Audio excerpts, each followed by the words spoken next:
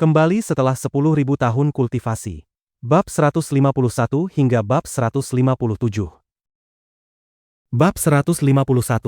Kemarahan Master Su Hui. Master Su Hui, apa maksudnya tempat berkumpulnya yin dan tanah? Begitu mendengar perkataan itu, semua orang segera mengelilingi pria tua tersebut dan bertanya dengan penuh rasa ingin tahu. Lihatlah lokasi ini. Di utara ada kolam dalam, di selatan terdapat sumur tua. Di timur berdiri pegunungan tinggi, namun tidak ada awan ungu yang berkumpul di arah timur. Di barat terdapat hutan pohon pagoda yang lebat. Energi yin berkumpul di segala penjuru. Ini adalah lokasi standar yang disebut sebagai tempat berkumpulnya energi yin. Master Su Hui berpenampilan seperti seorang bijak. Rambutnya panjang, wajahnya tampak awet muda, dan auranya penuh wibawa. Sambil menunjuk ke sekeliling, ia berbicara perlahan. Terlebih lagi, sekarang adalah tahun Ding Hai. Energi utama adalah yin. Perpaduan langit dan bumi seperti ini secara alami akan memicu ledakan energi yin. Udara dingin mengumpul, suhu turun drastis. Dalam kondisi seperti ini, bagaimana mungkin tanaman bisa tumbuh subur dan tidak layu? Jadi begitu rupanya. Zhao Junlin menggosok kedua tangannya dengan cemas, lalu bertanya penuh harap, Master Su Hui, apakah ada cara untuk mengatasinya? Jika masalah sekecil ini saja tak bisa kuselesaikan, bagaimana mungkin aku layak disebut Master? Master Su Hui tersenyum penuh percaya diri. Tunggu sebentar. Aku akan menyusun sebuah formasi Feng Shui, mengalirkan energi yang, menyeimbangkan yin dan yang, serta membuat tempat ini hangat seperti musim semi sepanjang tahun. Dengan begitu, kebun pembibitan ini tentu akan pulih dengan sendirinya. Benarkah? Mendengar itu, Zhao Junlin dan para pejabat lainnya langsung berseri-seri kegirangan. Master Su Hui pun mulai menjelaskan panjang lebar tentang teknik formasi Feng Shui. Ia berbicara mengenai bintang akupuntur, nadi naga, penghalang energi, aliran tanah, harmonisasi unsur, dan berbagai teori lainnya. Istilah-istilah yang ia gunakan begitu rumit dan sulit dipahami, penuh dengan kesan misterius. Namun justru karena itulah Zhao Junlin dan yang lainnya merasa kagum, seolah-olah sedang mendengarkan wejangan dari seorang ahli besar. Ayah, apakah yang dikatakan Master Su masuk akal?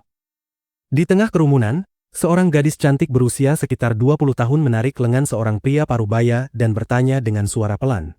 Tubuhnya ramping, dada penuh yang dibalut sweater ketat tampak naik turun. Wajahnya putih bersih, bulu matanya panjang, dan kacamata tanpa bingkai bertengger di hidungnya, memberinya aura intelektual yang anggun.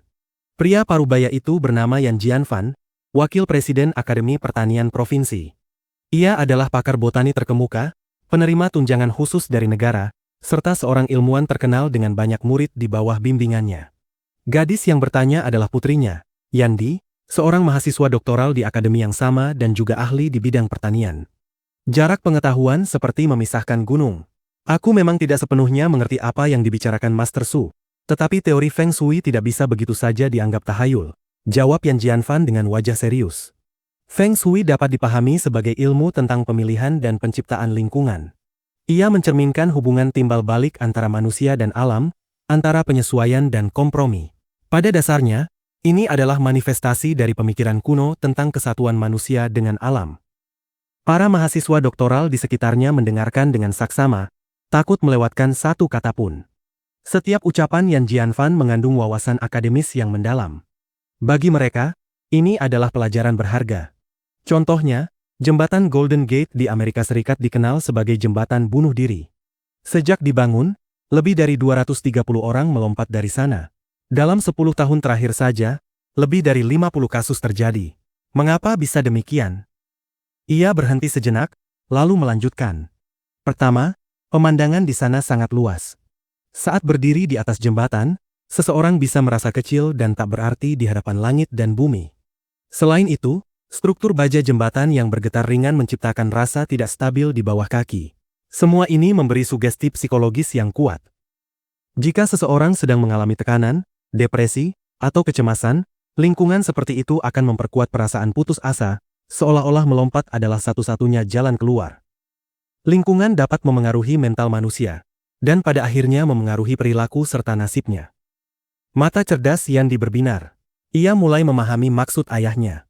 Awalnya ia tidak terlalu mempercayai Master Su Hui, tetapi setelah mendengar penjelasan ilmiah ayahnya, ia mulai sedikit yakin. Hal yang sama berlaku untuk tumbuhan dan hewan. Lingkungan yang stabil akan menentukan pertumbuhan mereka. Itulah esensi Feng Shui, tambah Yan Jianfan. Master Su Hui adalah tokoh penting dalam dunia Feng Shui aliran selatan. Ia telah menyelesaikan banyak kasus sulit. Jika bukan karena bantuannya, proyek kebun pembibitan kita mungkin benar-benar hancur. Mendengar ayahnya memuji setinggi itu, rasa hormat Yan kepada Su Hui semakin besar. Pertama-tama, sumur tua di utara harus ditutup, seru Master Su Hui sambil mengakhiri penjelasannya. Sebuah alat berat yang sudah disiapkan segera bergerak menuju sumur tua dan mulai menggali. Syukurlah Master Su turun tangan. Masalah kebun ini akhirnya bisa diselesaikan. Asalkan bibit-bibit ini kembali hidup, semua persoalan akan beres. Mana petasan? Cepat nyalakan untuk merayakan. Zhao Junlin dan para pemimpin kabupaten lainnya tampak sangat gembira. Wajah mereka dipenuhi harapan. Berhenti. Su Hui hanya berbicara omong kosong. Tiba-tiba, sebuah suara dingin menggema. Semua orang terkejut dan menoleh ke arah sumber suara. Mereka melihat seorang pemuda berdiri di atas batu kapur dengan tangan disilangkan di belakang punggungnya, memandang rendah ke arah Master Su Hui. Kenapa kalian masih di sini? Begitu melihat bahwa yang berbicara adalah Jiang Tian, wajah Zhao Junlin langsung berubah murka. Ia menunjuk ke arah putranya dan membentak, "Dasar anak bodoh! Cepat bawa dia pergi. Anak seperti ini tak punya hak bicara di sini." Zhao Wuji berada dalam posisi serba salah. Ia menggertakkan gigi dan berkata, "Ayah, dia benar-benar master ilmu gaib. Bisakah ayah percaya sekali saja padaku?" Sekretaris Zhao, jangan terburu-buru marah. Master Su Hui melambaikan tangan dengan anggun, lalu menatap Jiang Tian. "Anak muda, apa maksudmu mengatakan aku salah? Dari awal sampai akhir, argumenmu keliru. Jika kau bertindak sembrono seperti ini, bukan saja Feng Shui tidak membaik, kebun ini justru akan berubah menjadi tanah mati yang tak bisa menumbuhkan sehelai rumput pun," jawab Jiang Tian dengan tenang. "Aku salah." Su Hui tertegun sejenak, lalu wajahnya memerah karena marah. "Masalah sesederhana ini, bagaimana mungkin aku keliru? Kau tahu siapa aku? Master ilmu gaib Hong Ye adalah guruku. Aku juga pernah mendapat 3 petunjuk dari senior Wei Shuofeng. Tahun 2001, gedung kantor Tianlong Group sering mengalami kecelakaan. Akulah yang memperbaiki Feng Shui-nya. Tahun 2002, pemilik Zicheng Entertainment sakit parah. Dengan metode Plum Blossom Divination, aku menyelamatkan seluruh keluarganya. Tahun 2005, aku membantu Bai Chou Fei memperbaiki nasibnya." Su Hui memaparkan berbagai pencapaiannya dengan bangga. Semua orang di sekitarnya semakin kagum. Master Su benar-benar hebat. Siapa bocah ini sampai berani menantang Master Su? Di antara kerumunan, Yan tiba-tiba menatap Jiang Tian dengan saksama, lalu tertawa kecil. "Ayah, bukankah ini putra Paman Jiang? Dulu waktu SMA, nilainya paling bawah. Ia bahkan pernah memintaku memberinya les tambahan." Ia berhenti sejenak, wajahnya memerah, lalu melanjutkan dengan nada kesal. "Tapi, dia malah diam-diam mengintipku saat mandi. Ibuku mengusirnya saat itu." Ucapan itu langsung memancing gelak tawa. Jadi hanya anak gagal sekolah. Orang seperti ini berani ikut campur urusan sebesar ini. Semua orang memandang Jiang Tian dengan tatapan meremehkan. "Apakah kau pernah membaca kitab cermin geografi kuno? Apakah kau mengerti perhitungan nasib? Apakah kau tahu 5 unsur? Apakah kau memahami 52 lapisan kompas Feng Shui?" Su Hui melontarkan pertanyaan bertubi-tubi, melangkah maju dengan sikap menekan. "Kau bahkan mungkin belum membaca kitab perubahan, namun berani meragukan aku? Dasar bocah tak tahu diri." Jiang Tian menundukkan pandangan, lalu berkata dengan tenang, "Aku memang tidak membaca semua yang kau sebutkan, dan juga tidak mengerti." Kerumunan langsung mencemooh. "Tapi," lanjut Jiang Tian dengan nada datar, "gurumu Hong Ye bahkan tak layak membawakan sepatuku. Sedangkan Wei Shuofeng telah kubunuh dengan tanganku sendiri." "Apa?" Semua orang tertegun. Wajah Su Hui memerah karena marah. "Kurang ajar. Kau berani menghina senior-senior dunia ilmu gaib." Beberapa petugas polisi bahkan maju hendak mengusir Jiang Tian. "Sungguh menyedihkan. Kalian tidak percaya." Jiang Tian tersenyum tipis. "Baiklah. Kalau begitu, biarkan kalian melihat apa itu ilmu gaib yang sesungguhnya." Ia perlahan mengangkat telapak tangannya yang putih seperti giok. 152. Memanggil angin dan hujan, menabur kacang menjadi bukit. Gemuruh. Gemuruh. Gemuruh. Serangkaian suara rendah menggema, seperti suara batu giling besar yang berputar di atas permukaan es. Saat jari Jiang Tian menyapu perlahan di udara, tanah di bawah kakinya tiba-tiba bergetar hebat, seolah ada seekor naga raksasa yang berguling di dalam perut bumi. Apa yang terjadi? Apakah ada gempa bumi? Wajah semua orang dipenuhi keterkejutan. Mereka terdiam, tidak percaya dengan apa yang sedang mereka lihat. Satu persatu saling berpandangan, lalu menoleh ke segala arah dengan kebingungan. Dari kolam dalam di utara, hingga sumur tua di selatan, sampai hutan pohon pagoda di timur, beberapa gundukan tanah tiba-tiba muncul, saling terhubung seperti tubuh naga raksasa yang membentang. Tak lama kemudian, hawa panas perlahan naik dari dalam tanah, membuat semua orang merasakan kehangatan lembut menyelimuti tubuh mereka. Ini. Dari mana datangnya gundukan tanah ini? Seseorang berseru dengan tercengang.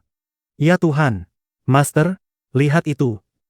Seorang murid menarik lengan Su Hui yang masih terpaku kaget, lalu menunjuk ke arah pot-pot tanaman di sekitar. Semua tanaman hijau dan bonsai yang sebelumnya layu mendadak mengeluarkan tunas hijau muda. Ranting-ranting baru bermunculan, bahkan beberapa bunga mekar dengan warna cerah yang memanjakan mata. Jiang Tian hanya mengucapkan satu kalimat mantra, lalu mengangkat tangannya dan menyusun formasi.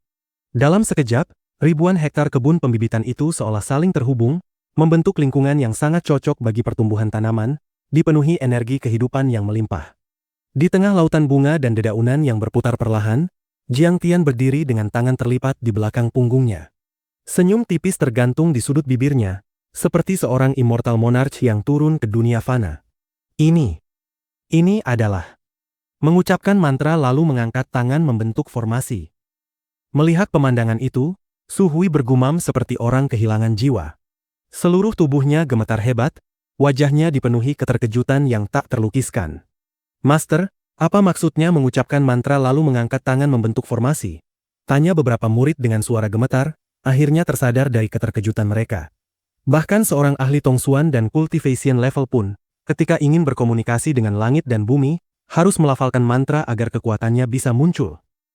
Su Hui nyaris tak mampu berdiri tegak. Bibirnya bergetar saat berkata. Tetapi jika seseorang telah menguasai Dao Badi dan melahirkan niat ilahi, maka ia bisa mencapai keajaiban tingkat tinggi. Pikirannya menjadi jernih, segala sesuatu terasa di dalam genggamannya. Dengan satu pikiran, mantra terbentuk. Dengan satu lambaian tangan, formasi tercipta. Energi spiritual berkumpul mengikuti kehendaknya, seperti seorang dewa sejati. Semua orang yang mendengar penjelasan itu merasa ngeri sekaligus takjub. Di mata mereka, Jiang Tian kini benar-benar tampak seperti dewa yang turun dari langit. Mengubah medan tanah, membalik Feng Shui, semua itu sudah cukup membuat mereka merasa luar biasa. Namun dengan satu lambaian tangan, Jiang Tian mampu menggerakkan urat bumi, membalik arah aliran energi, membuat ribuan tanaman kembali hidup, bertunas, dan berbunga dalam sekejap. Hal seperti ini benar-benar melampaui pemahaman manusia biasa. Master, apa maksud Anda? Dia seorang Dao Badi? Beberapa murid bertanya dengan mata membelalak lebar. Di zaman kuno, gelar Dao Badi bukanlah sebutan kosong. Mereka adalah tokoh yang bisa menjadi penasihat negara, bahkan kaisar pun harus memberi mereka hormat. Sejak dinasti Ming, hampir tak pernah lagi muncul seorang Dao Badi sejati di Tiongkok. Jumlahnya begitu langka, seperti bulu burung phoenix atau tanduk kilin. Pada saat ini, Su Hui tiba-tiba tersentak. Seolah mengingat sesuatu, ia bergegas maju ke depan Jiang Tian dan bertanya dengan penuh hormat. Master Jiang ini, apakah berasal dari Jiang Bei? Kau menebak dengan benar. Itu memang aku, jawab Jiang Tian dengan santai. Benar-benar Master Jiang. Su Hui nyaris pingsan karena kaget. Lututnya langsung melemas, dan ia berlutut di tanah, bersujud berkali-kali seperti orang menumbuk bawang. Master Jiang, murid ini buta mata dan tidak mengenali wajah sejati Anda. Telah lancang dan menyinggung, mohon turunkan hukuman. Semua orang terdiam seperti patung. Siapakah Su Hui? Ia adalah murid utama Hong Ye, tokoh besar aliran selatan dunia Feng Shui. Di mata pejabat tinggi dan orang kaya, ia adalah figur yang sangat dihormati. Namun sekarang, orang sehebat itu justru berlutut di hadapan Jiang Tian dan memohon ampun. Karena kau berani bersikap tidak hormat padaku, aku tak akan membunuhmu. Tetapi kultivasimu harus kucabut. Tatapan Jiang Tian menjadi dingin. Ia mengulurkan tangannya dan membuat gerakan mencengkeram ke arah tubuh Su Hui. Dalam sekejap, wajah Su Hui tampak menua puluhan tahun. Kulitnya mengeriput, pipinya mengempis, bahkan beberapa giginya rontok. Terima kasih, Master Jiang, karena telah mengampuni nyawa saya. Terima kasih. Meski kekuatannya dilucuti, Su Hui tetap bersujud penuh rasa syukur. Bagi seseorang yang telah menyinggung Dao Badi, bisa selamat hidup saja sudah merupakan keberuntungan besar. Melihat adegan itu, semua orang merasakan hawa dingin menjalar di punggung mereka. Tatapan mereka kepada Jiang Tian kini dipenuhi rasa takut dan hormat. Su Hui kemudian ditopang oleh para muridnya dan pergi dengan langkah gontai. Jiang Tian sama sekali tidak menahan mereka. Master Jiang, mohon tunggu sebentar. Melihat Jiang Tian hendak pergi, Zhao Junlin segera bergegas mendekat dengan wajah penuh kegembiraan. Masalah besar ini bisa terselesaikan berkat Anda. Ini benar-benar jasa besar. Malam ini, mari kita berkumpul bersama ayah Anda. Lupakan saja, Sekretaris Zhao. Aku masih punya banyak urusan, jawab Jiang Tian dengan tenang. Lalu ia menambahkan dengan makna mendalam, terima kasih atas perhatian Anda selama bertahun-tahun. Mendengar kalimat itu, tubuh Zhao Junlin bergetar seolah jatuh ke dalam jurang es. Selama ini hubungannya dengan Jiang Zixing memang tidak baik. Ia bahkan sempat berniat memanfaatkan kasus kebun pembibitan untuk menjatuhkan Jiang Zixing. Namun sekarang, bagaimana mungkin ia berani? Di matanya, Jiang Tian adalah sosok seperti dewa yang bisa memanggil petir, mengubah feng shui, bahkan mencabut nyawa hanya dengan lambaian tangan. Zhao Junlin segera berjanji, Master Jiang, jangan khawatir. Saya pasti akan mendukung ayah Anda sepenuhnya. Aku tak mengerti banyak urusan pemerintahan. Lakukan saja sesuai pertimbanganmu. Tetapi ingat, jangan sebarkan kemampuanku kepada siapapun, terutama kepada ayahku, kata Jiang Tian sambil tersenyum tipis. Pasti. Tidak akan ada yang berani membocorkan apapun. Zhao Junlin mengangguk berulang kali. Jiang Tian kemudian berjalan menuju area parkir bersama Zhao Wuji yang masih diliputi kegembiraan. Jiang Tian, tunggu. Tiba-tiba, terdengar suara wanita memanggilnya dari belakang. Yan Di berlari menghampiri dengan langkah cepat, napasnya sedikit terengah. Ada apa? Jiang Tian menoleh dan bertanya dengan datar. Wajah Yan Di dipenuhi rasa hormat dan kekaguman. Aku minta maaf atas sikapku tadi. Kau memang tidak berbohong, jawab Jiang Tian tanpa ekspresi. Wajah Yan Di sedikit menegang. Ia merasa Jiang Tian tampak begitu dingin dan sulit didekati. Namun akhirnya ia memberanikan diri, menggigit bibir bawahnya dengan malu-malu, lalu berkata lembut. Aku masih akan tinggal di sini 2 hari lagi. Kau telah membantu ayahku menyelesaikan masalah besar. Aku benar-benar ingin berterima kasih padamu. Oh, sebenarnya aku bukan ingin membantu kalian. Aku hanya ingin membantu ayahku, jawab Jiang Tian acuh tak acuh. Lalu ia langsung masuk ke dalam mobil dan membiarkan Zhao Wuji menyalakan mesin. Kenapa? Kenapa dia menolakku begitu saja? Yan Di berdiri terpaku di tempat, dipenuhi rasa frustrasi. Jangan terlalu dipikirkan. Dia sudah menikah. Kau terlambat, kata Yan Jianfan yang berjalan mendekat dengan nada menyesal. Dia sudah menikah. Wajah Yan Di langsung memucat. Namun sesaat kemudian, semangatnya kembali menyala. Lalu kenapa? Jadi istri keduanya pun tak masalah. Aku memang tak berniat menikah juga. Nanti saat kembali ke Jinling, aku akan terus mencarinya. Melihat putrinya yang keras kepala, Yan Jianfan hanya bisa menghela napas panjang. Sepertinya kita benar-benar salah menilai keluarga Jiang. Malam harinya, ketika Jiang Tian pulang, ia melihat wajah ayahnya dipenuhi senyum cerah. Ibunya yang jarang memasak justru menyiapkan satu meja penuh hidangan lezat, bahkan mengeluarkan arak tua yang sudah lama disimpan. Bu, ada apa? Ini bukan hari raya, kenapa memasak sebanyak ini? Jiang Tian duduk sambil mengambil sepotong iga asam manis. Cuci tangan dulu, dasar bocah. Zhang Wanqing memukul pelan tangannya dengan sumpit, lalu berkata dengan riang. Ini kabar baik besar. Tadi pagi, Master Jiang dari Jiangbei menyelesaikan masalah kebun pembibitan. Sore harinya, keluarga Kuo dari Nanyang menghubungi ayahmu dan berencana menanamkan investasi 1 miliar untuk membangun galangan kapal di Chayenne. Ini investasi terbesar sepanjang sejarah Chayenne. Bahkan pemerintah kota sampai terkejut. Itu memang hal baik. Ayah, Ibu, bukankah kalian ingin berterima kasih pada Master Jiang itu? Goda Zhao Sueking sambil melirik Jiang Tian. Ah, Master Jiang itu tokoh besar yang sulit ditemui, kata Jiang Zixing sambil tertawa. Kalau kalian ingin bertemu Master Jiang, sebenarnya aku bisa mempertemukannya sekarang juga. Jujur saja, akulah Master Jiang itu, kata Jiang Tian sambil tersenyum. Cih, kau saja bahkan tak pantas membawakan sepatunya, balas Zhang Wanqing sambil tertawa. Namun Jiang Tian hanya tersenyum tipis. Di balik senyumnya, matanya berkilat dingin. Langkah berikutnya sudah jelas. Masalah Xixia Pharmaceutical Factory harus segera diselesaikan. Dan orang bernama San Hao. Waktunya untuk membayar utang lama. Bab 153. Dia adalah iblis. Setelah 2 hari yang relatif tenang, hari ini datang kabar buruk. Tiantong Pharmaceutical Industry berniat mengambil alih secara paksa lahan milik pabrik farmasi. Pagi itu, ketika Zhang Wanqing baru saja bangun dan hendak berangkat bekerja, Jiang Tian tiba-tiba berkata sambil tersenyum, "Bu, aku ikut denganmu hari ini." "Kau mau ikut untuk apa?" "Tetaplah di rumah dengan tenang, temani King Er saja." Zhang Wanqing menegurnya dengan nada tegas, namun di wajahnya tersirat kegelisahan.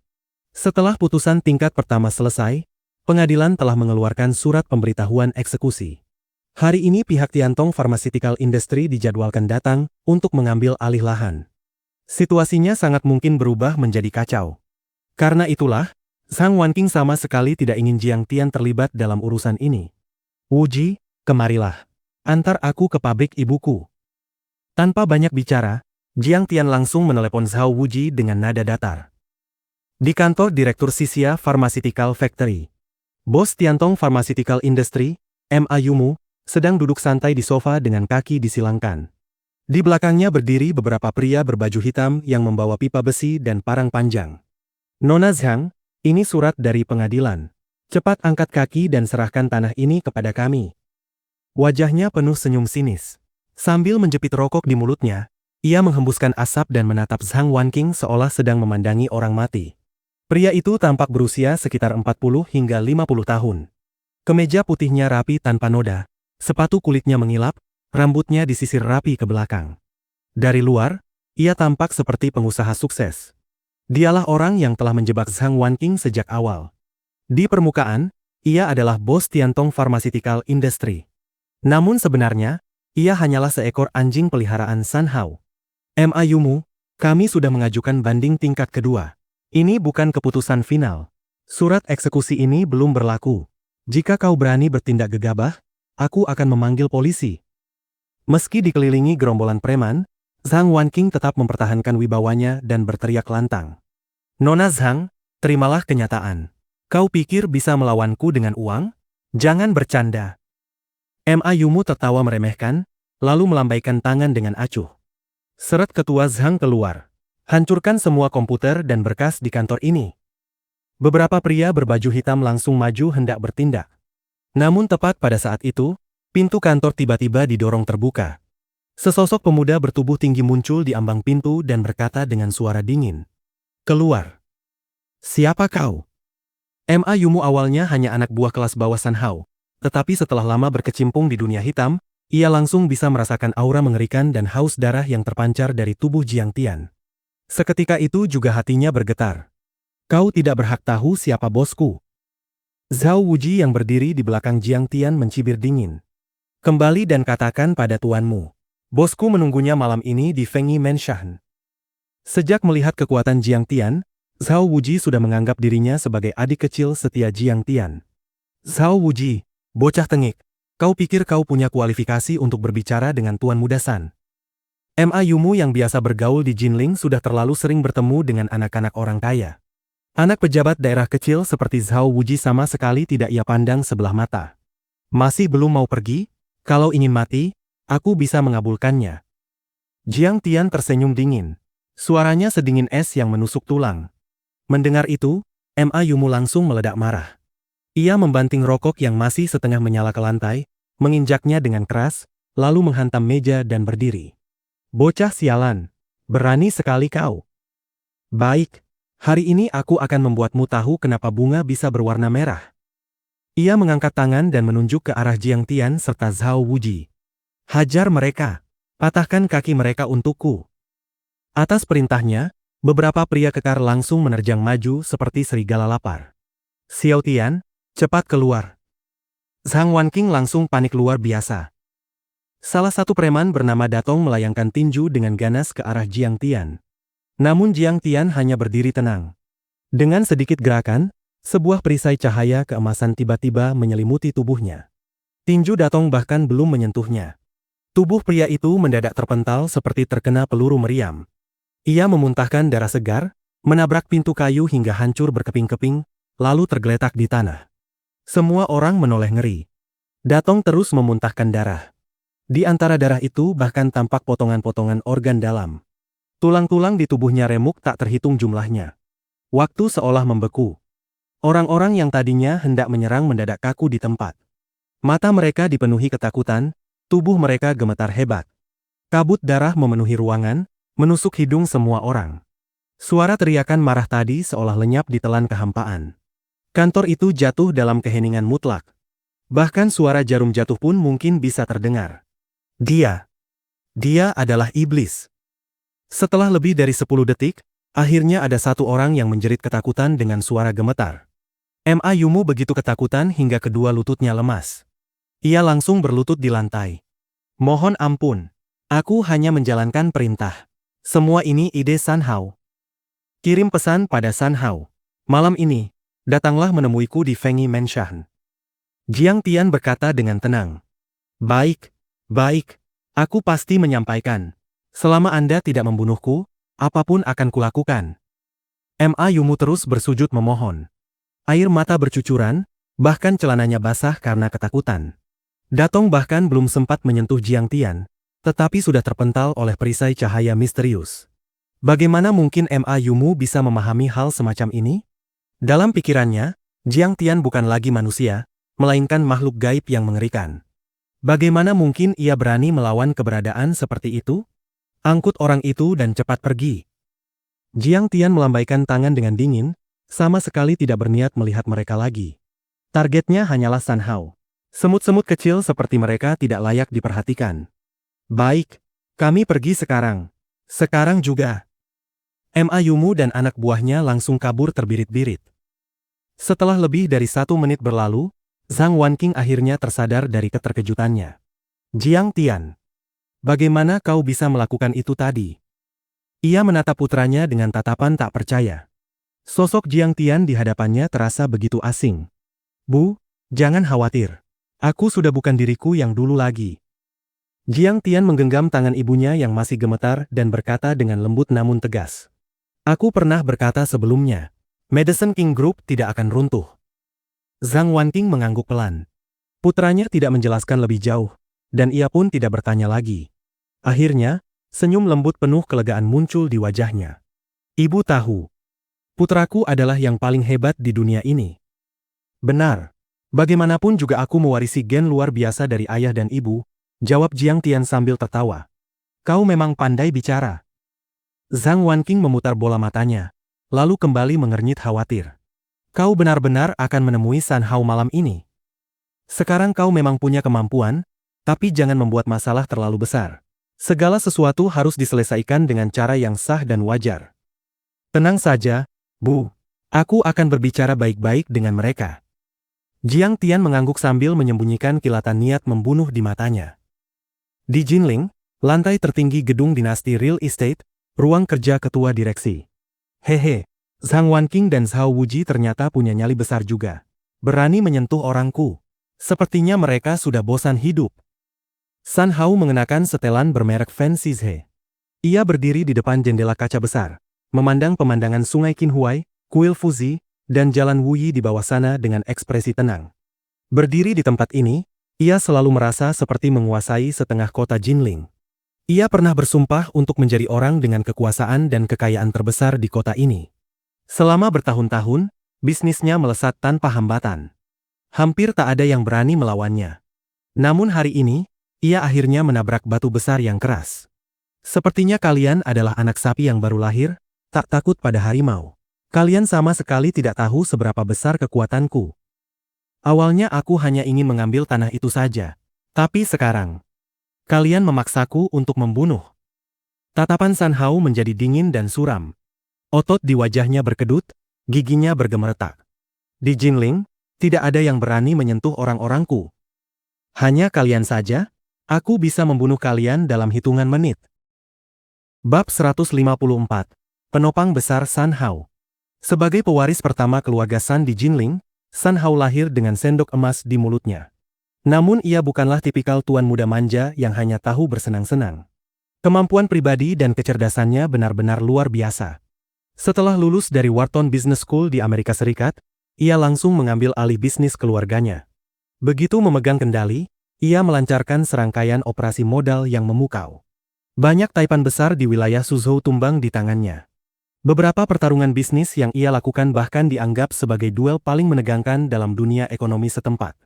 Hanya dalam waktu 3 tahun, aset dinasti real estate melonjak 2 kali lipat.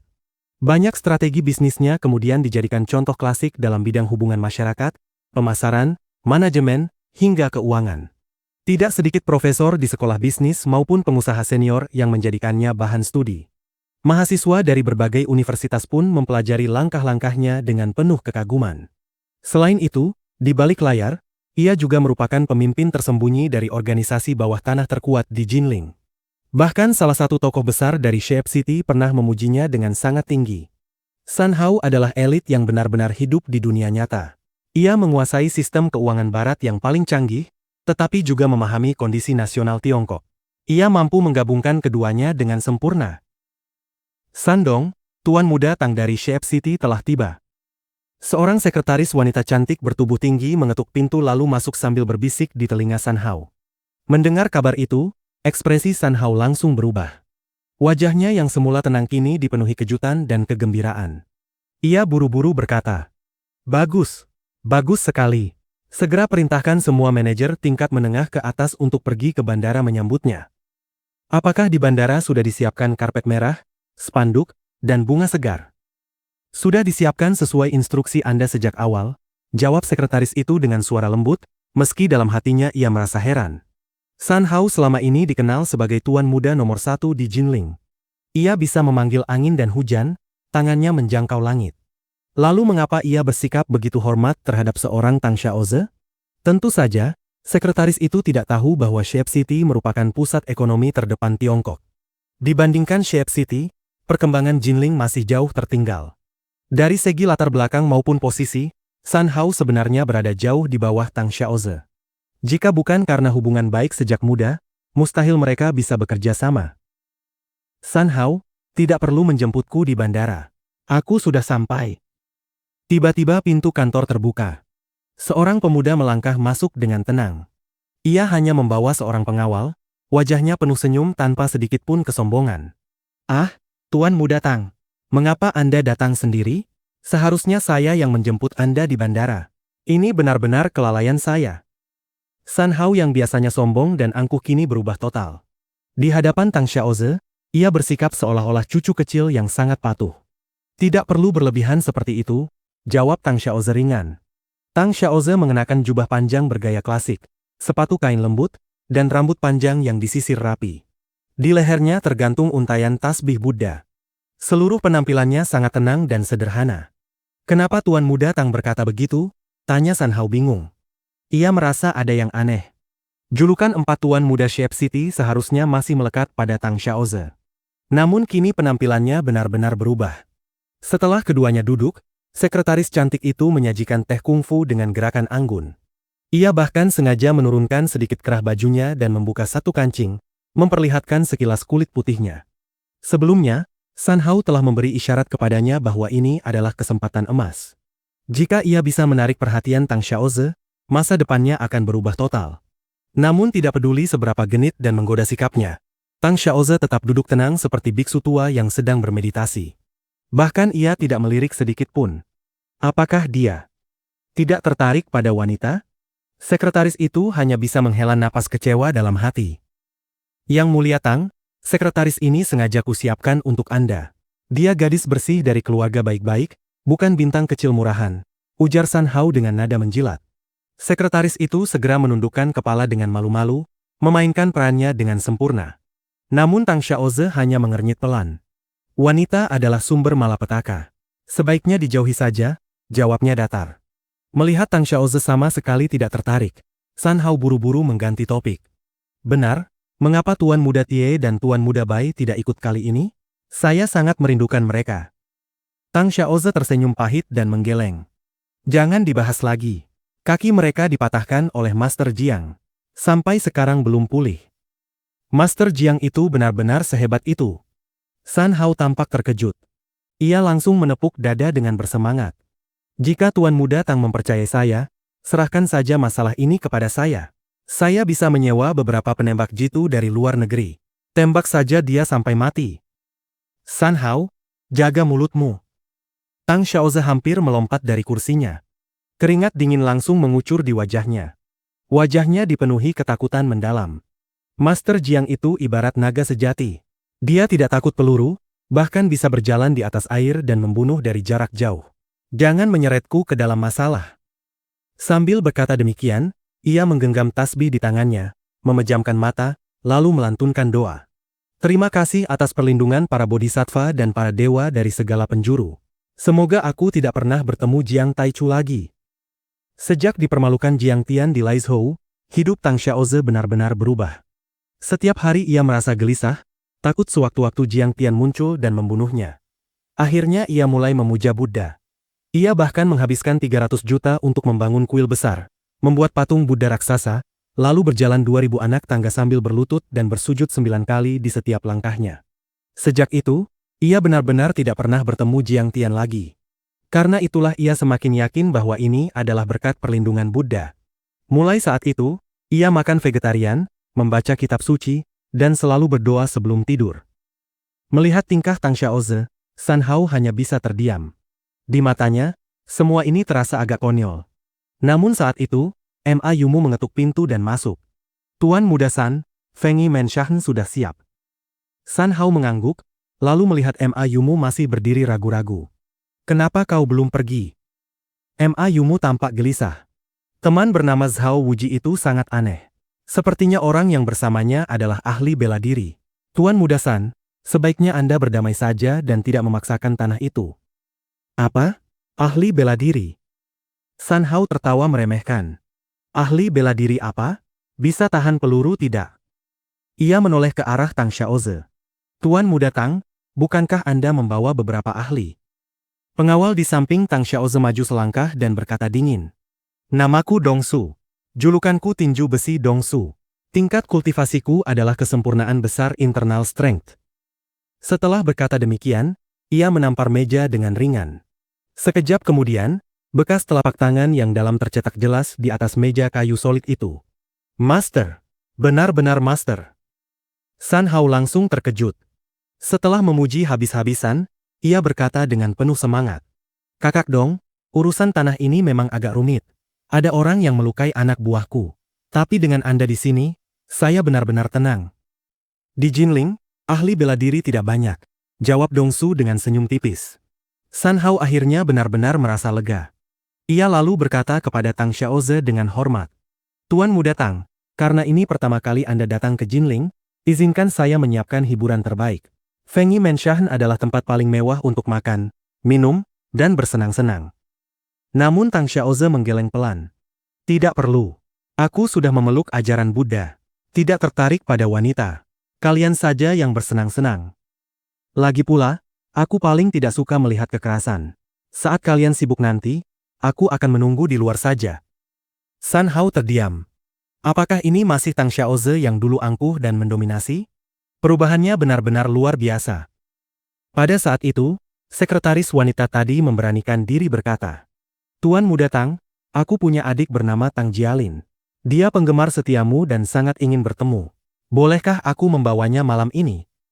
Awalnya ia tidak berani bicara. Namun melihat sikap Tang Xiaoze yang kini jauh lebih lembut, ia mencoba peruntungan. Tak disangka, Tang Xiaoze benar-benar mengangguk. Baiklah. Ia berkata dengan nada tenang. Di dunia ini jalan hidup penuh kesulitan. Menambah teman bukanlah hal buruk. Ia memejamkan mata, melantunkan doa singkat, lalu berkata pelan. Aku telah melihat luasnya dunia, tetapi tetap mengasihani hijau rumput kecil. Di tengah rimba manusia kuat, Kita semua hanyalah debu semut. Bawalah dia malam ini. Sekretaris itu hampir melonjak kegirangan. Terima kasih, Tuan Muda Tang. Terima kasih atas kebaikan Anda. Dalam hatinya ia memuji tanpa henti. Benar-benar layak disebut Tuan Muda dari Shape City. Ucapannya saja penuh filosofi dan kebijaksanaan. Malam itu, beberapa mobil mewah melaju di jalanan Jinling seperti binatang buas yang meraung. Kendaraan lain langsung menyingkir begitu melihat plat nomor mereka. Semua mobil itu bernilai di atas 1 juta yuan, bahkan ada yang berplat khusus provinsi. Hanya satu mobil Audi A3 berharga 300 ribuan yang tampak menyusup di barisan paling belakang, terlihat agak tidak serasi. Lin, kau harus berhati-hati malam ini. Orang yang akan kita temui adalah tokoh sangat penting. Ini kesempatan langka untukmu dan juga untukku, ujar Tang Jiaro sambil menyetir. Tenang saja, Kak, aku pasti tidak akan mengecewakanmu. Tang Jialin memegang kotak riasnya, menatap cermin kecil, dan dengan hati-hati merapikan alisnya. Malam ini, ia berniat tampil sesempurna mungkin. Bab 155. Tepat mengena sekali lagi. Jika ia berjalan di jalanan dengan penampilannya sekarang, tidak diragukan lagi banyak mata akan langsung tertuju padanya. Tingkat menoleh orang-orang untuk melihatnya pasti sangat tinggi. Kulitnya putih bening seperti giok, bibir merahnya dipoles lipstik merah muda, membuatnya tampak seperti mawar merah menyala.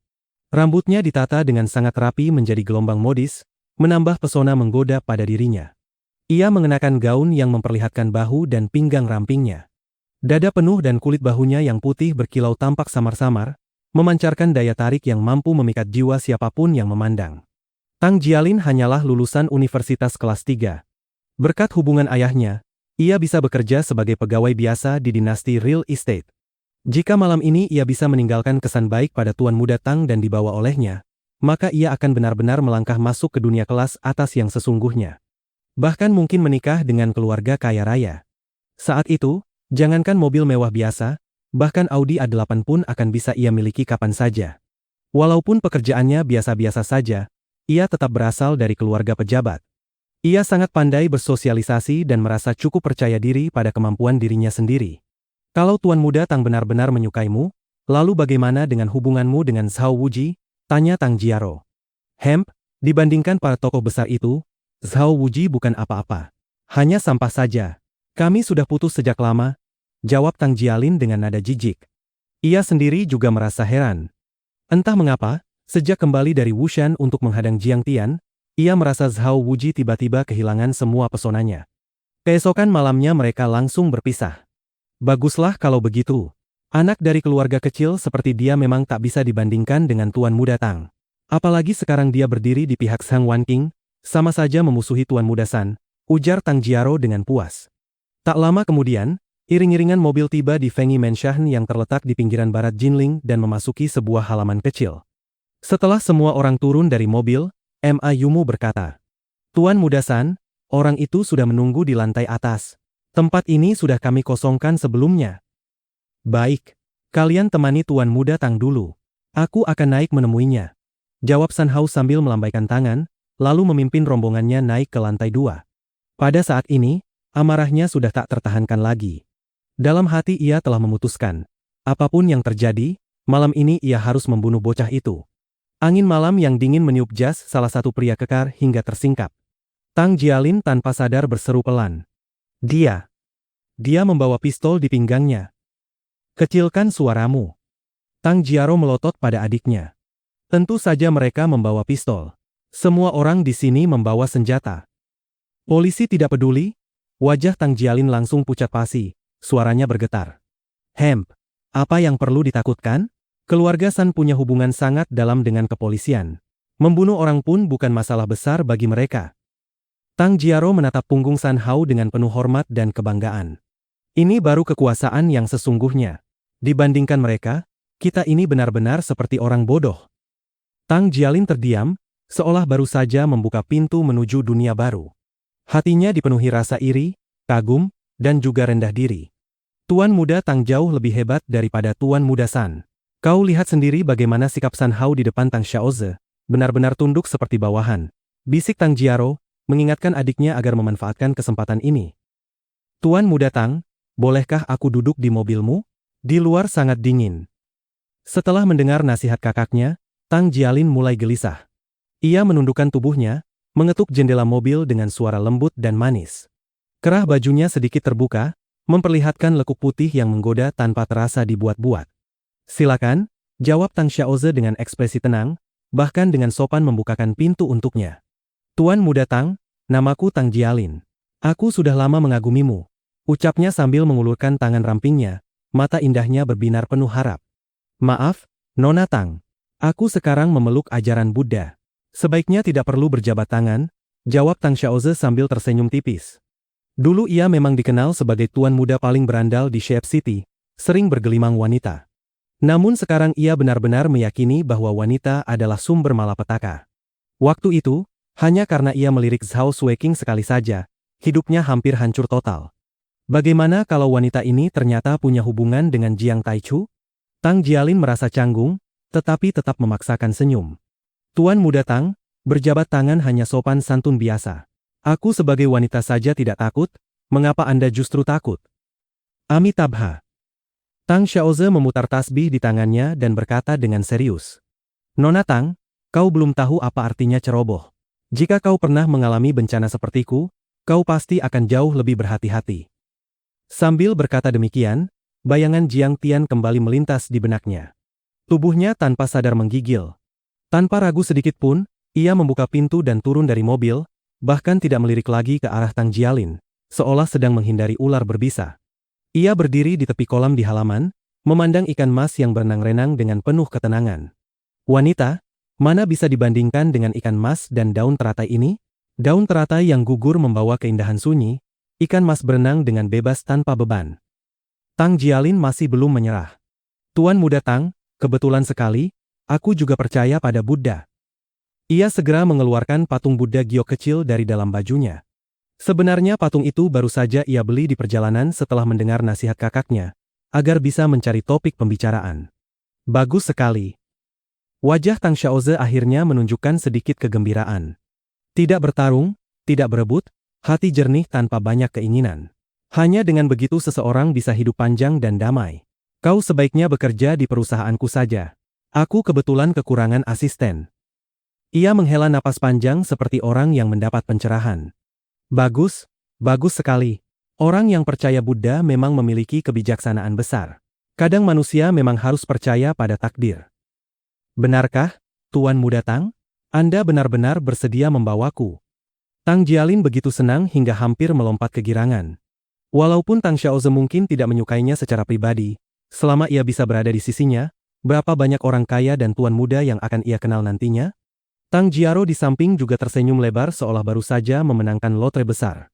"Tapi ingat, jika kau bekerja di wilayah selatan 5 pegunungan, ada satu orang yang sama sekali tidak boleh kau singgung," ujar Tang Xiaoze dengan nada bergetar. "Orang itu bernama Jiang Taichu. Dia bagaikan kaisar di selatan 5 pegunungan.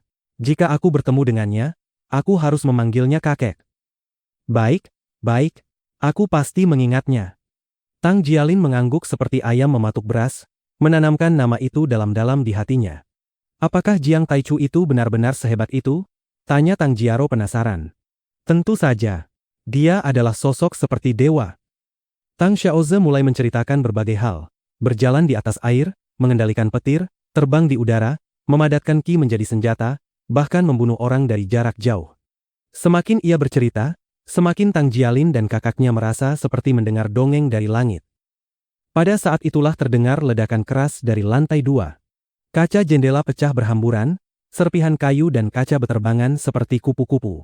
Sesosok tubuh melompat turun seperti anak panah, mendarat di tanah sambil berkata dingin, "San Hao, turun dan terimalah kematianmu." Itu Jiang. Master Jiang."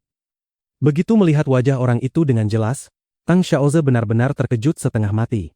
Tasbih di tangannya langsung hancur berkeping-keping. Sementara itu di lantai atas. "Tuan Muda San, baru saja aku mendapat laporan. Orang yang melukai Datong adalah Jiang Tian, putra Zhang Wanqing," bisik seorang preman kepercayaan. "Brengsek. Sampah itu? Mana mungkin dia bisa bela diri? Pasti Mayumu sengaja membesar-besarkan cerita karena takut dihukum," jawab San Hao dengan nada meremehkan. Dalam pandangannya, Jiang Tian hanyalah anak tak berguna. Ia bahkan merasa menyesal telah membawa begitu banyak orang malam ini. Begitu pintu dibuka, San Hao langsung masuk dengan angkuh. "Hei, Jiang Tian. Di mana ahli yang kau bawa? Suruh dia keluar, biar kubunuh sekalian." Melihat hanya ada Jiang Tian seorang diri, San Hao berkata dengan tidak sabar. "Tidak perlu mencari. Tidak ada orang lain. Hanya aku seorang," jawab Jiang Tian tenang. "Kau bercanda? Kau berani memukul orangku? Berarti kau sudah bosan hidup." San Hao menatap Jiang Tian seperti menatap orang bodoh. Jiang Tian cepat berlutut dan bersujud meminta ampun. "San Hao, tahukah kau?" Jiang Tian tersenyum tipis. "Aku sudah menunggumu selama 10.000 tahun. Dasar sampah, berani memanggil namaku langsung," teriak San Hao dengan marah. "Aku menunggu momen ini selama 10.000 tahun penuh," ulang Jiang Tian dengan nada semakin dingin. Kata-kata itu terdengar tenang, tetapi seperti petir yang mengguncang jiwa semua orang. 10.000 tahun. Kebencian 10.000 tahun. Detik berikutnya, Jiang Tian berdiri perlahan. Aura yang sangat mengerikan meledak dari tubuhnya. Lukisan, lampu gantung, dan semua hiasan di ruangan langsung berterbangan diterpa angin kencang. "San Hao, pergilah dan mati." Setelah berkata demikian, Jiang Tian langsung melompat keluar jendela. "Itu benar-benar dia." Tang Xiaoze gemetar hebat saat melihat Jiang Tian dengan jelas. Dulu ia pernah bersumpah di hadapan Buddha bahwa ia rela mengorbankan 20 tahun hidupnya asalkan tidak pernah bertemu Jiang Taichu lagi. Namun hari ini, di tempat sekecil Cheyenne County, ia justru kembali berhadapan dengannya. Jiang Taichu, sosok menakutkan yang bisa mengendalikan api dan petir, membantai para master seperti memotong rumput. Mimpi buruk seumur hidup Tang Xiaoze. Ia ingin menangis, tetapi air mata tak mau keluar. Dalam hatinya ia hanya ingin mencari lubang untuk bersembunyi. Ia meremas tasbih di lehernya, hampir ingin mati saja saat itu juga. Biksu yang memberkatinya dulu berkata bahwa selama ia memakai tasbih dan rajin berdoa, ia akan terhindar dari malapetaka. Demi menghindari Jiang Taichu, ia bahkan tidak berani lagi membuat ulah di selatan 5 pegunungan, lalu pindah ke Suzhou, bahkan sampai ke tempat kecil seperti Cheyenne County. Tetapi siapa sangka, di tempat sekecil ini pun, ia tetap bertemu dengan musuh bebuyutannya. Tang Jiaro sama sekali tidak menyadari ekspresi Tang Xiaoze. Begitu melihat Jiang Tian, wajahnya langsung dipenuhi amarah. Ia menunjuk hidung Jiang Tian dan memaki. "Jiang Tian, kau sudah gila? Kau tahu siapa Tuan Muda San? Orang sepertimu berani menantangnya." Bab 156, Menyiksa hingga akhir. Menanggapi makian itu, Jiang Tian tanpa ragu langsung mengayunkan telapak tangannya. Bam! Tubuh Tang Jiaro seketika terpental jauh. Dadanya yang lembut langsung berlubang dalam, tengkoraknya retak, wajahnya dipenuhi darah. Ia tewas di tempat, tanpa sempat bersuara sedikit pun. Jiang Tian datang untuk membalas dendam. Ia datang untuk membuat San Hao mati. Siapapun yang berani menghalangi jalannya, harus ikut mati. Inilah dirinya. Inilah sifatnya. Inilah arti dari metode kejam tanpa belas kasihan. Di kehidupan lampau, ketika Immortal Taichu murka, darah bisa mengalir sejauh puluhan ribu mil. Ia pernah membantai miliaran makhluk dalam satu galaksi. Dibandingkan semua itu, apa artinya hanya menampar mati 1-2 lalat kecil? Tuan Muda San ingin mengambil tanah itu. Seharusnya itu kehormatan bagi keluarga Jiang kalian. Berani-beraninya kau memukul kakakku. Kau sudah gila? Teriak Tang Jialin dengan marah. Ia sama sekali belum menyadari bahwa kakaknya telah tewas, dan tidak mengerti seberapa serius situasi di depannya. Jadi tanah itu milik keluarga Master Jiang. San Hao, kau benar-benar menyeretku ke jurang kematian. Pada saat itu Tang Xiaoze akhirnya memahami seluruh kebenaran. Wajahnya langsung pucat pasi. Ia bahkan berharap bisa menemukan tahu untuk membenturkan kepalanya sendiri sampai mati. Kebenciannya terhadap San Hao melonjak sampai ke puncak. Ia ingin mencabik-cabiknya hidup-hidup. "Aku sudah memohon kepada para dewa dan Buddha, rela menukar 20 tahun hidupku agar tidak bertemu Jiang Taichu lagi. Tapi kau bisa memprovokasi siapa saja, kenapa justru harus memprovokasi Jiang Taichu? Sialan, kau bahkan menyeretku ikut mati bersamamu." Hatinya dipenuhi penyesalan. Pada saat ini, jangankan 20 tahun, bahkan 10 hari atau 1 jam untuk memutar waktu saja ia rela. Melihat Tang Jialin berkali-kali bersikap tidak sopan kepada Jiang Tian, Tang Xiaoze tiba-tiba menjadi sangat gelisah. Barusan wanita ini masih berdiri di sampingnya sambil bercanda. Plak! Ia melompat seperti harimau buas dan menampar wajah Tang Jialin dengan keras. Tubuhnya langsung terlempar jauh, meninggalkan bekas telapak tangan yang jelas di pipinya. Tang Jialin terjatuh di tanah, memegangi wajahnya dengan bingung. Tuan Muda Tang, kenapa Anda memukulku? Tang Xiaoze sama sekali tidak mempedulikannya.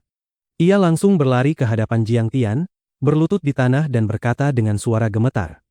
Master Jiang, semua ini hanya kesalahpahaman.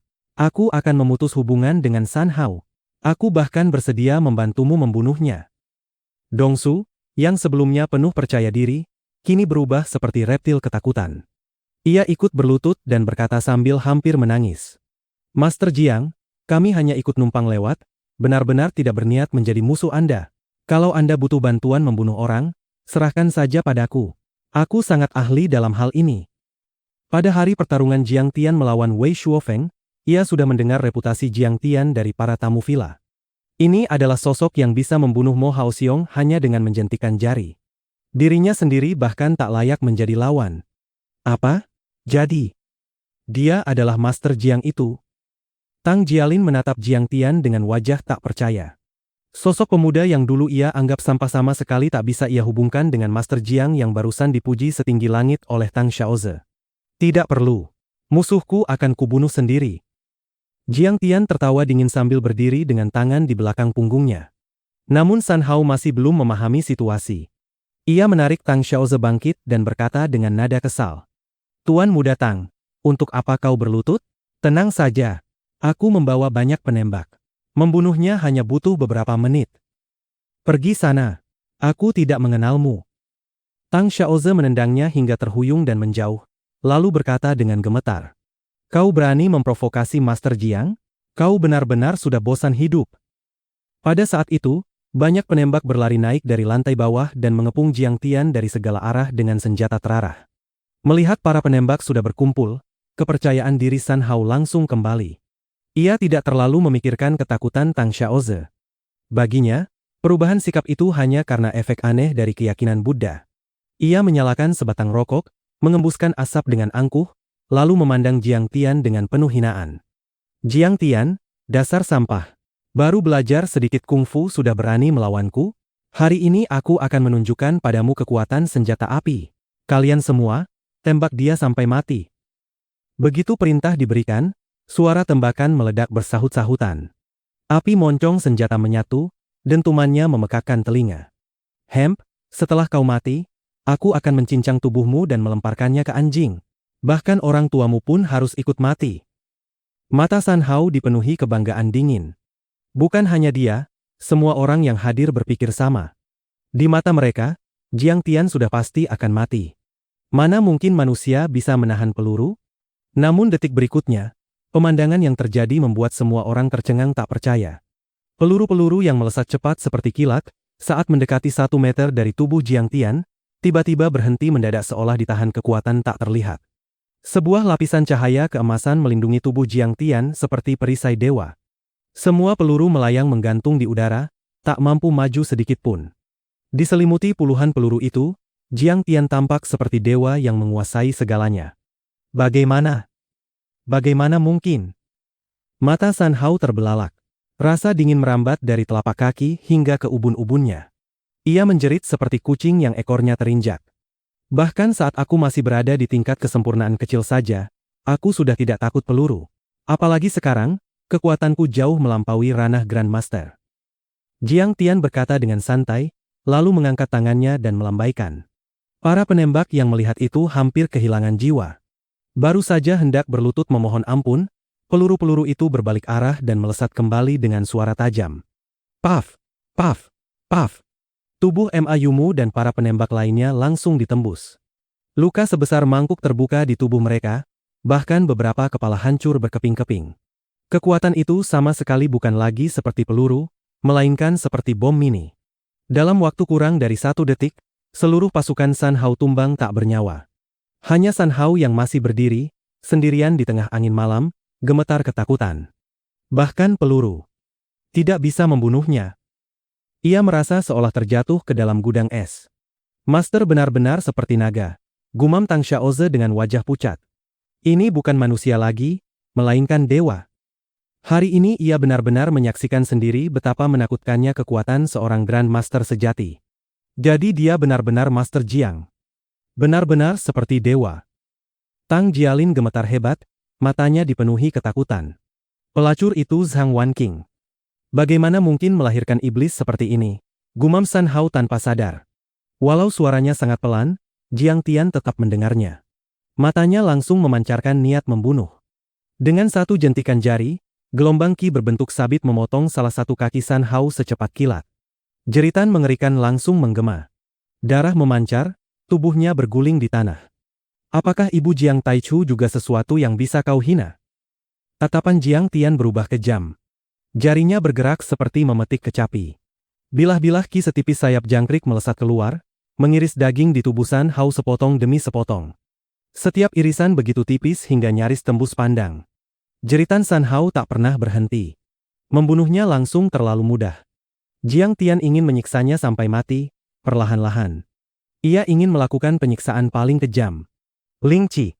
Jiang Tian mengayunkan tangannya puluhan kali. 1231 irisan. Jiang Tian, kau iblis. Aku tidak akan melepaskanmu meski menjadi hantu. Awalnya San Hao masih berteriak marah dan memaki. Setengah jam kemudian, seluruh kulit dan dagingnya telah terpotong habis. Tubuhnya tergeletak seperti manusia berdarah tanpa bentuk. Grandpa Jiang. Aku menyerah. Tolong. Bunuh aku saja. Akhirnya ia hanya bisa memohon agar segera mati. Pada akhirnya, ia bahkan tak sanggup lagi mengeluarkan suara. Di bawah cahaya bulan, tulang-tulang putihnya tampak jelas.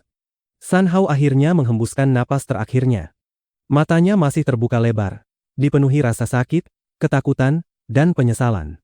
Setelah semua itu, Jiang Tian dengan santai melemparkan sebuah jimat bola api dan membakar mayat San Hao menjadi abu. Mayat-mayat lain pun dibakar habis. Angin malam berhembus, menyapu abu dan daun kering ke udara. Seolah tidak pernah terjadi apa-apa. Jiang Tian lalu berbalik memandang ke arah Tang Xiaoze. Menyaksikan Jiang Tian membantai San Hao tanpa ragu sedikit pun, Tang Xiaoze benar-benar diliputi ketakutan. Bau anyir darah membuat Tang Jialin hampir pingsan. Tang Xiaoze kembali berlutut dan berkata gemetar. Master Jiang, aku benar-benar tidak tahu bahwa orang yang ingin dia celakai adalah Anda. Semua ini sama sekali tidak ada hubungannya denganku. Omong kosong, jawab Jiang Tian ringan. Kesadarannya menyapu pikiran Tang Xiaoze. Ia langsung tahu bahwa orang ini memang tidak terlibat dalam urusan Sisia Pharmaceutical Factory. Jika tidak, dengan sifat Jiang Tian yang tegas dan tanpa ampun, Tang Xiaoze sudah lama mati. Ya. Master Jiang, aku tidak akan bicara lagi. Tang Xiaoze menciut seperti burung puyuh, menutup mulutnya rapat-rapat. Jiang Tian bertanya dengan nada santai.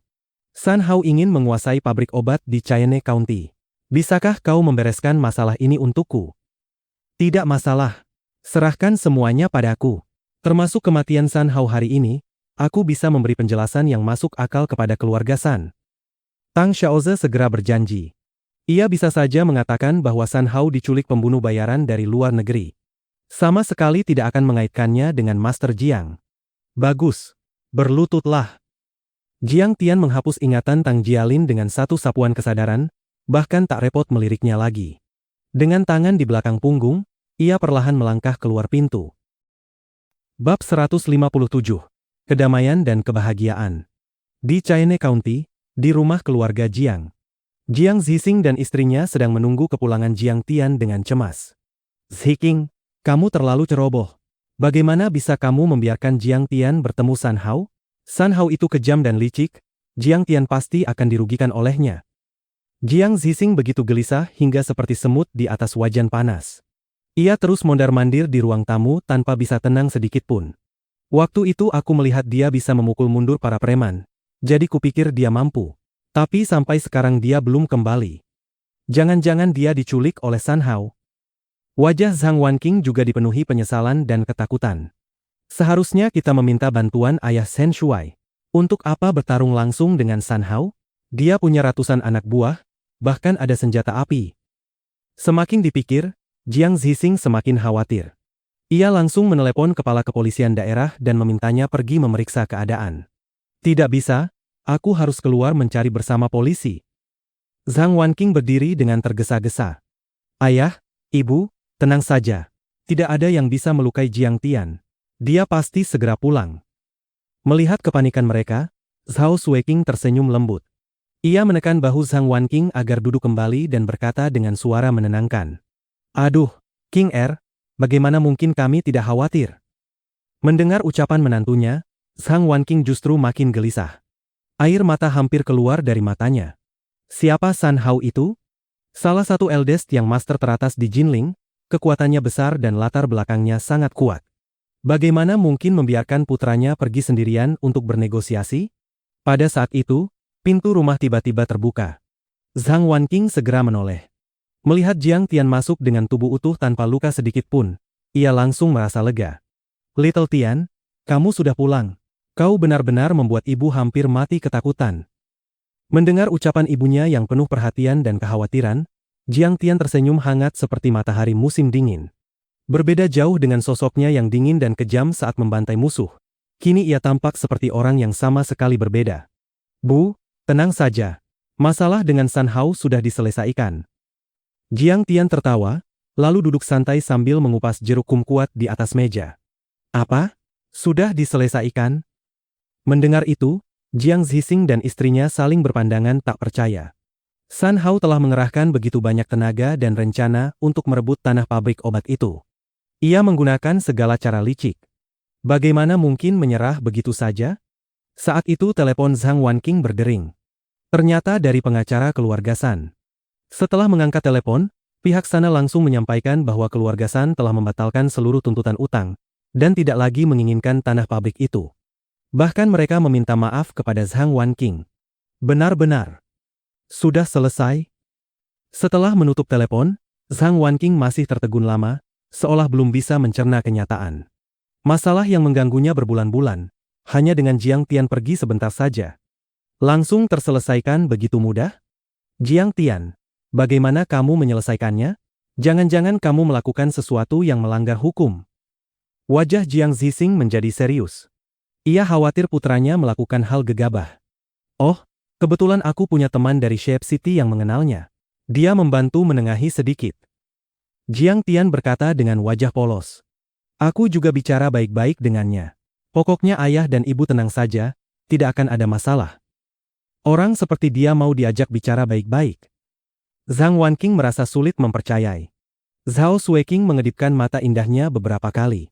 Jiang Tian menghilang beberapa jam, lalu pulang dan mengatakan masalah selesai. Namun, ia sudah mulai memahami cara Jiang Tian bertindak, dan tidak merasa ada yang aneh. Di dunia ini, banyak orang berbicara tentang moral dan kebaikan, tetapi di balik layar justru licik dan tak tahu malu. Contohnya Li Pengtao, Liu Wangfeng, dan tentu saja San Hao. Jika kau bicara hukum dengannya, dia bermain cara preman. Jika kau bermain cara preman, dia bicara moral. Jika kau bicara moral, dia bicara situasi nasional. Menggunakan kekuasaan, menyuap pejabat, merebut pabrik obat Sisia secara paksa. Terhadap orang jahat seperti San Hao, cara normal sama sekali tidak berguna. Cara terbaik hanyalah menggunakan kekuatan dan kematian untuk membuat mereka tahu rasa. Little Tian, katakan pada ibu, bagaimana sebenarnya kamu melakukannya? Zhang Wanqing masih penasaran. Jiang Zixing tertawa lega. Sudahlah, anak kita sudah dewasa. Dia pasti punya caranya sendiri. Kalau dia bilang sudah selesai, ya berarti sudah selesai. Ia tahu meskipun Jiang Tian dulu tidak terlalu berguna, tapi dalam hal pergaulan, makan minum dan hiburan, ia cukup lihai. Mungkin saja ia mengenal beberapa teman berpengaruh lewat pergaulan itu. Tentu saja, di mata Jiang Zixing, keberhasilan seperti itu bukan jalan yang benar. Jika ingin sukses, tetap harus mengandalkan kemampuan sendiri. Namun setidaknya sekarang Jiang Tian mau memikirkan urusan keluarga, itu sudah kemajuan besar. Baiklah, aku percaya kalian berdua. Zhang Wanqing akhirnya tidak mengejar lebih jauh. Beban berat di hatinya benar-benar terangkat, digantikan rasa lega dan bahagia. Pagi tadi, Jiang Zixing juga mendapat kabar bahwa ia akan diangkat menjadi kepala Kabupaten Chayenne. Ditambah masalah pabrik telah selesai, kebahagiaan mereka terasa berlipat. Tiba-tiba Zhang Wanqing memegang tangan Zhao Sueking sambil tersenyum penuh makna. King Er, kalian sudah menikah hampir setahun. Perutmu. Kok belum ada kabar juga? Ah, ini. Wajah cantik Zhao Sueking langsung memerah karena malu.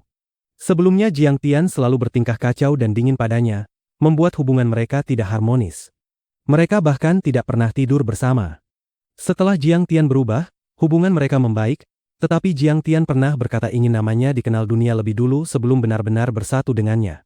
Akhirnya meskipun mereka kini sangat dekat, saling memeluk dan mencium, tetapi belum melewati batas terakhir. Bu, anak itu bukan babi, mana bisa terburu-buru begitu? Jiang Tian tertawa sambil terus makan jeruk. Uhuk. Jiang Zhixing terbatuk canggung lalu berdiri. Kalian bertiga lanjutkan mengobrol, aku harus menyiapkan pidato untuk rapat pejabat kabupaten. Kalau soal penting, kabur saja kamu ya. Zhang Wanqing mendengus kesal. Biasanya paling rajin bicara soal ingin cepat gendong cucu. Topik seperti ini lebih cocok kalian para wanita yang bicarakan. Jiang Zhixing tersenyum kecut lalu cepat-cepat masuk ke ruang kerja. Zhang Wanqing menarik tangan Zhao Sueking dan berkata lembut.